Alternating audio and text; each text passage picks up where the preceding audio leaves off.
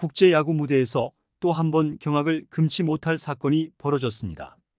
23세 이하 야구 국가대표팀에 발탁된 기아 타이거즈 신인 김두현이 베네수엘라와의 경기 중 끔찍한 부상 위기에 놓인 것인데요.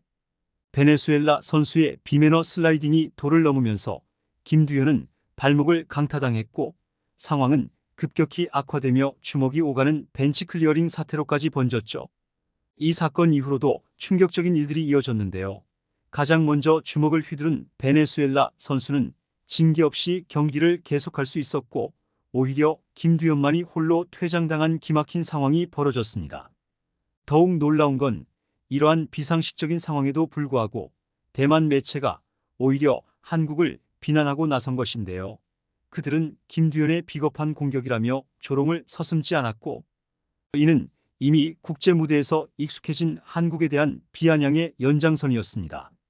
스포츠 정신을 저버린 베네수엘라의 충격적인 행태와 이에 대한 대만 언론의 비열한 반응은 한국 팬들과 선수들에게 큰 실망을 안겨주고 있는데요. 이와 관련된 내용 자세하게 정리해 드리겠습니다. 여러분들의 구독과 좋아요는 영상 제작에 큰 도움이 됩니다. 지난 9일 중국 사오싱에서 열린 제5회 세계야구 선수권 대회에서 한국 대표팀은 베네수엘라와 B조 예선 4차전을 치렀습니다.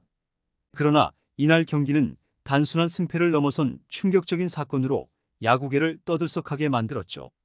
기아 타이거즈의 신인 내야수 김두현은 이날 3루 수비 도중 상대팀 베네수엘라의 주자 메디나 히달고의 위험천만한 슬라이딩에 의해 발목을 심각하게 강타당하는 사고를 당했는데요. 김두현이 3루로 송구된 공을 잡아내며 아웃 카운트를 올리려는 순간 메디나는 두 다리를 들어 김두현의 발목을 향해 거칠게 돌진했죠.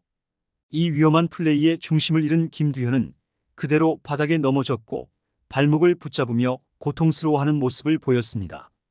그러나 이 사건의 충격은 여기서 끝나지 않았는데요. 김두현이 일어나 항의하는 과정에서 베네수엘라의 메디나는 흥분을 참지 못하고 주먹을 휘둘렀죠. 그 즉시 두 팀의 벤치에서 선수들이 뛰쳐나오며 벤치 클리어링 사태가 벌어졌고 상황은 혼돈 속으로 빠져들었으며 경기의 긴장감은 최고조에 달했고 경기는 한동안 중단되었습니다. 하지만 이 일련의 사건에서 더욱 논란이 된 것은 판정이었는데요. 위험한 슬라이딩을 한 메디나는 퇴장당하지 않았고 오히려 피해자인 김두현만이 홀로 퇴장 명령을 받은 것이죠.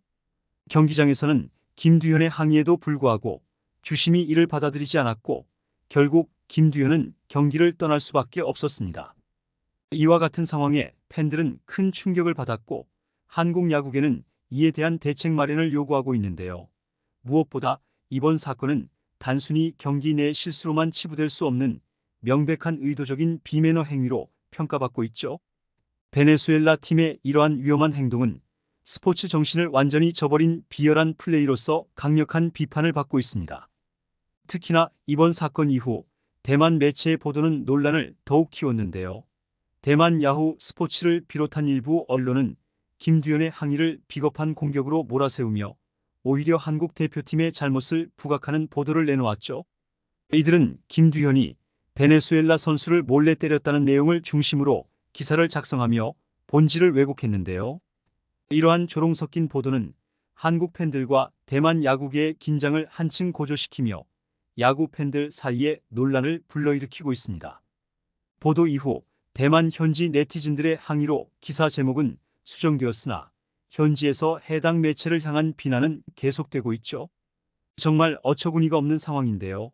과격한 슬라이딩도 주먹질도 베네수엘라에서 먼저 시작했고 대만 매체 역시 이를 봤을 테지만 오히려 한국 대표팀을 향해 조롱을 쏟아내고 있습니다. 대만 언론의 한국 비하 보도는 이번이 처음이 아닌데요. 이미 과거에도 대만 매체들은 한국의 야구팀을 비하하거나 조롱하는 기사를 다수 내놓은 바 있죠.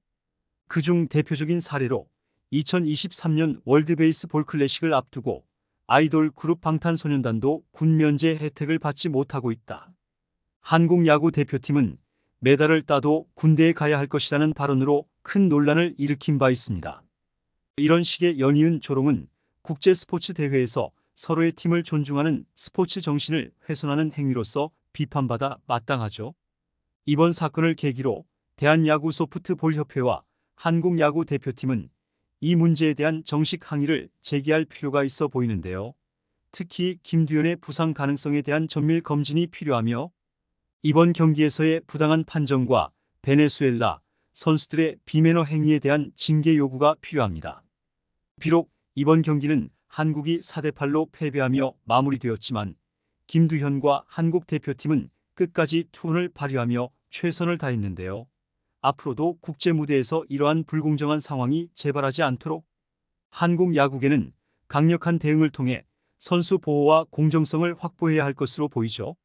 기아 타이거즈의 김두현은 수원 신곡초, 매향중, 공주고, 동원대를 졸업하고 2024년 11라운드 전체 106번으로 입단한 선수인데요. 동원대 시절 1학년 때 4할 타율, 2학년 때 3할 후반에 고타율을 기록하는 등 타격 재능이 있는 선수입니다. 김두현은 내야 전 포지션이 다 가능한 수비형 내야수로 송구 능력과 넓은 수비 범위가 큰 장점인데요. 타격에서도 대학 2년간 4할 타율과 3할 후반 타율을 기록할 만큼 정확성이 우수하지만 파워툴이 떨어진다는 게 아쉬운 단점이죠. 고졸 신인으로 기아에 1년 먼저 입단한 곽도규의 공주고 1년 선배이기도 합니다. 지난 8월 9일 광주 삼성전을 앞두고 박찬호가 등려로 경조 휴가를 가게 되어 정식 선수 등록과 동시에 콜업되었고 곧바로 유격수 선발로 데뷔전을 가지기도 했는데요. 1군 등록 직전까지 퓨처스리그 성적은 34경기 68타수 20안타 1홈런 6타점 11득점 타율 2할 9푼4리 출루율 3할 5푼 1리 장타율 4할 2푼 6리를 기록했죠. 정식 선수로 전환되며 등번호도 윌크로우의 방출로 결번이었던 12번으로 바꿨는데요. 첫 경기에서는 뜬공 2개로 큰 활약은 없었지만 6회 실책 후 바로 글러브 토스로 병사를 잡아내는 활약을 보였습니다. 그러나 이후 박찬호가 복귀하며 다시 1군에서 말소되었죠. 그리고 2024년 9월 중국 항저우에서 열리는 U23 야구 월드컵 선수 명단에 포함된 것인데요. 베네수엘라와의 경기에서 3루수로 선발 출장한 가운데 상대 주자가 위협적인 태클성 슬라이딩으로 크게 다칠 뻔한 상황이 나온 것입니다. 기아 타이거즈 팬들은 이번 사건에 대한 분노를 감추지 않고 있는데요. 특히 부상을 당한 선수가 다름 아닌 자신들의 팀 신인인 김두현이라는 사실이 알려지면서 팬들의 격분은 극에 달했죠. 팀의 미래를 이끌어갈 재능 있는 신예가 상대 팀의 비매너 플레이로 큰 부상을 당할 뻔한 상황에 팬들은 베네수엘라 팀의 행동과 경기 판정에 대해 강한 불만을 표출하고 있습니다. 이에 기아 타이거즈의 심재학 단장은 대한야구소프트볼협회에 공식적으로 강력한 항의를 요청할 예정이며 선수 보호를 위한 철저한 조사를 촉구할 계획이죠. 김두현 선수가 부디 큰 부상이 아니길 바랍니다.